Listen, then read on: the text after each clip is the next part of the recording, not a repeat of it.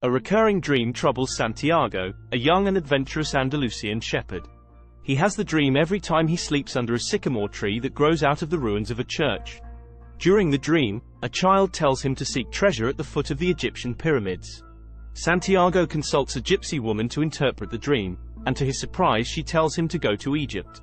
A strange, magical old man named Melchizedek, who claims to be the king of Salem, echoes the gypsy's advice and tells Santiago that it is his personal legend to journey to the pyramids. Melchizedek convinces Santiago to sell his flock and set off to Tangier. When Santiago arrives in Tangier, a thief robs him, forcing him to find work with a local crystal merchant. The conservative and kindly merchant teaches Santiago several lessons, and Santiago encourages the merchant to take risks with his business. The risks pay off, and Santiago becomes a rich man in just a year. Santiago decides to cash in his earnings and continue pursuing his personal legend, to find treasure at the pyramids. He joins a caravan crossing the Sahara Desert toward Egypt and meets an Englishman who is studying to become an alchemist. He learns a lot from the Englishman during the journey.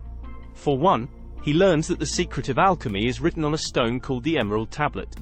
The ultimate creation of alchemy is the master work, which consists of a solid called the Philosopher's Stone that can turn lead to gold, and a liquid called the Elixir of Life that can cure all ills.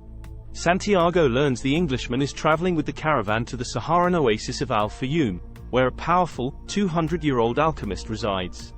The Englishman plans to ask the alchemist the secret of his trade. As it turns out, the caravan must make an extended stop in Al-Fayoum in order to avoid increasingly violent tribal wars taking place in the desert. There, Santiago falls in love with Fatima, who lives at the oasis. During a walk in the desert, Santiago witnesses an omen that portends an attack on the historically neutral oasis. He warns the tribal chieftains of the attack, and as a result, Al-Fayoum successfully defends itself against the assault. The alchemist gets word of Santiago's vision and invites Santiago on a trip into the desert, during which he teaches Santiago about the importance of listening to his heart and pursuing his personal legend. He convinces Santiago to leave Fatima and the caravan for the time to finish his journey to the pyramids, and he offers to accompany Santiago on the next leg of his trip.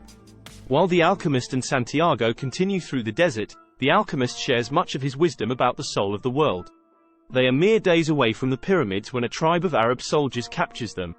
In exchange for his life and the life of Santiago, the alchemist hands over to the tribe all of Santiago's money and tells the soldiers that Santiago is a powerful alchemist who will turn into wind within 3 days. Santiago feels alarmed because he has no idea how to turn into the wind, and over the next 3 days he contemplates the desert. On the 3rd day, he communicates with the wind and the sun and coaxes them to help him create a tremendous sandstorm. He prays to the hand that wrote all, and at the height of the storm he disappears. He reappears on the other side of the camp, and the tribesmen, awed by the power of the storm and by Santiago's ability, let him and the alchemist go free. The alchemist continues to travel with Santiago as far as a Coptic monastery several hours from the pyramids.